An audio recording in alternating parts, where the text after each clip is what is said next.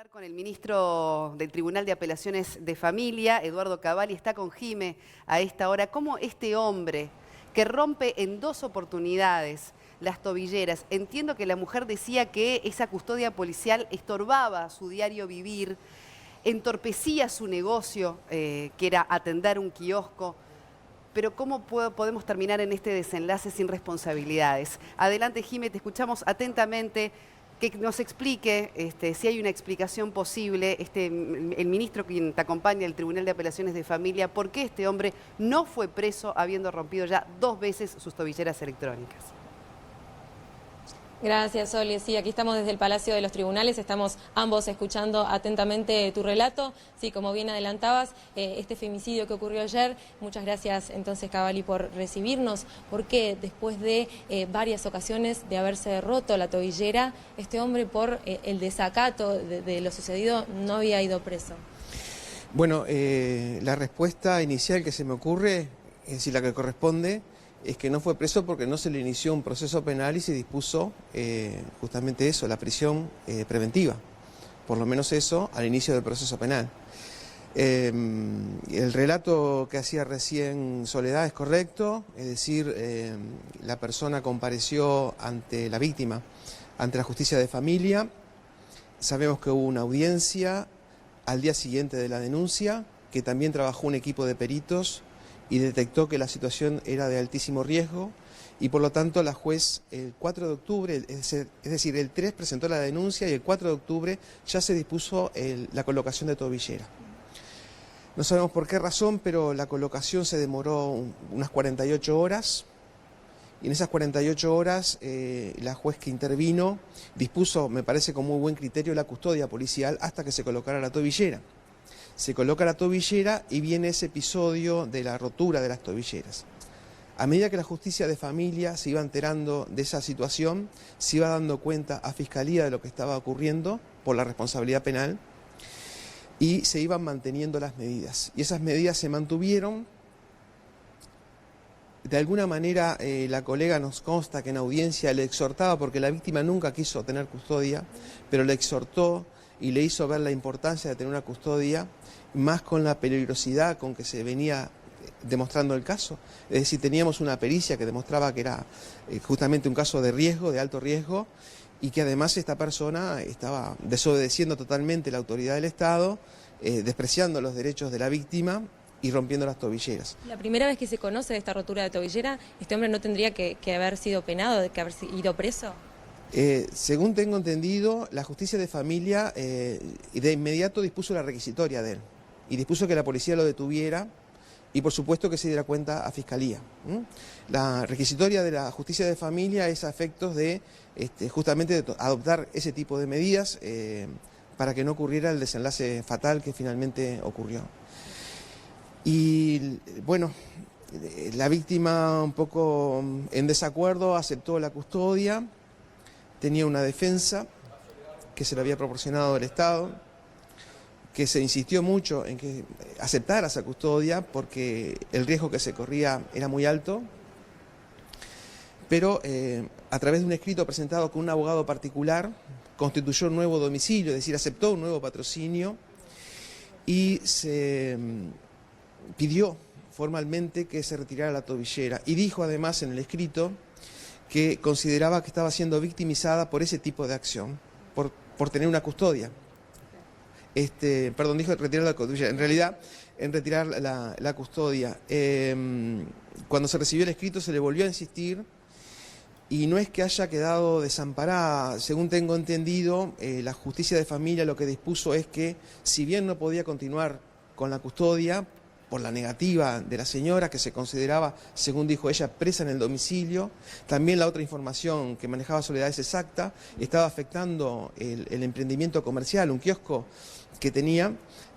Si bien, bueno, no hubo más remedio que quitar esa custodia porque la víctima no la quería tener, la justicia sí dispuso rondas policiales que se vigilara de cerca la situación y tengo entendido que se le dio un dispositivo electrónico por el cual la víctima, en caso de peligro, pudiera alertar a la policía.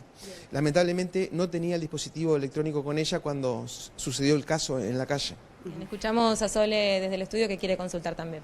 ¿Qué tal, Cavalli? Gracias.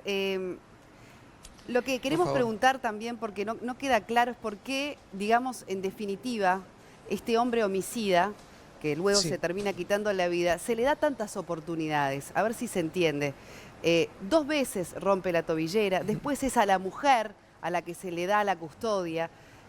¿Hasta qué punto también una víctima está realmente en una situación de poder evaluar el grado de peligrosidad en el que se encuentra?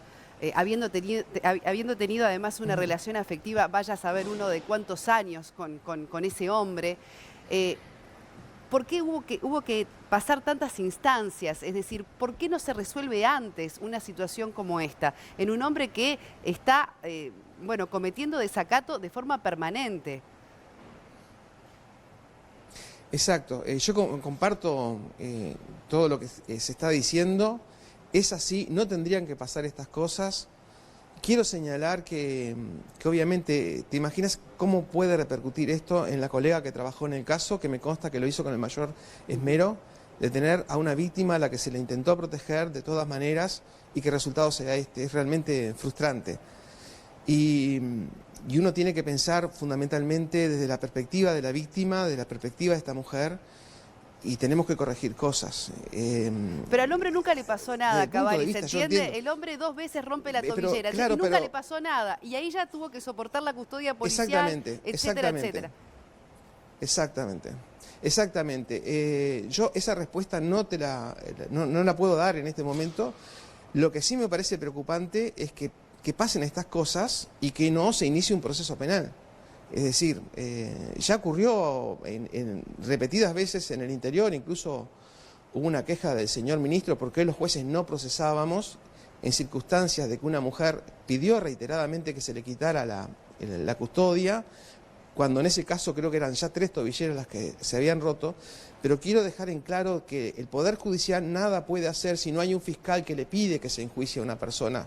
Es decir, yo supongo que la Fiscalía habrá mirado también su requisitoria, que la policía lo estaría buscando, pero hay que ser mucho más ágil y sí, yo como ciudadano simplemente lo que puedo afirmar que comparto íntegramente la preocupación que expresa, pero realmente habría que tener, me parece, mecanismos mucho más ágiles, porque apenas se rompe una custodia, se inicia el proceso penal a como de lugar. Una obligatoriedad. Pero eso es un criterio que lo tiene que resolver la Fiscalía. Sí, me parece que ya a esta altura, por la emergencia que estamos viviendo, yo no sé qué número de femicidio es a esta altura, pero ya no se puede perder más tiempo, no se puede tolerar más.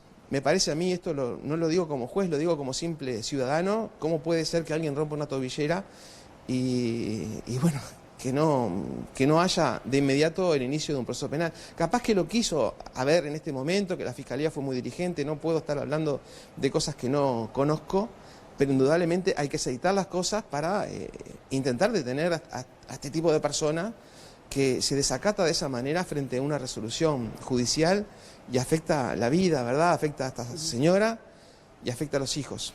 Y Cavalli, sobre todo la verdad que es muy doloroso. Deslindar la culpa a la mujer, porque ahora que trasciende que ella, por el tema de su negocio y demás, había pedido el retiro de esa custodia policial, o que en el momento en que el hombre le dispara, ella no contaba con su dispositivo de alerta a la policía, que no caiga la culpa en la mujer, porque esto es realmente un caso de enorme indignación, que este hombre, con todo lo que había ya desacatado y violado, no tuviera ninguna consecuencia sobre él.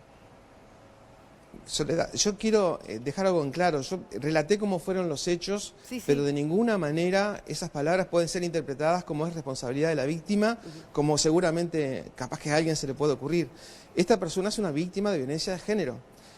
Y la violencia de género no solo se limita, digamos, a recibir, en este caso, las agresiones psicológicas y las agresiones físicas que terminaron con la vida, es todo un entorno. Es una persona que debe sustentar a 5 hijos y, por lo tanto, debe resignarse a esa situación porque no puede trabajar con un policía al lado en esa zona.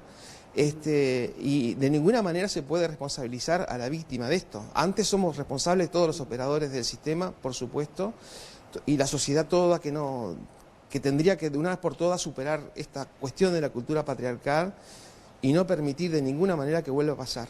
De cualquier manera, insisto, hay cosas que a uno no le cierran. El Estado, en una ley de ahora de septiembre, acaba de retirar la Fiscalía de los juzgados de familia.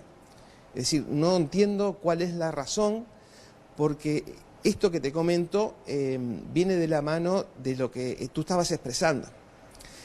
Si la víctima entiende de que no es necesaria la custodia, el Estado igual se tiene que preocupar porque esa víctima esté protegida. ¿Y quién representa al Estado ante los tribunales? ¿Quién representa a la sociedad ante los tribunales? Bueno, era la Fiscalía.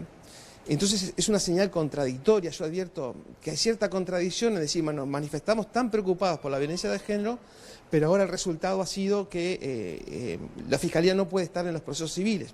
Lo resolvió el Parlamento y está bien, yo la acato porque es una ley nacional y la debo obedecer. No la entiendo mucho tampoco.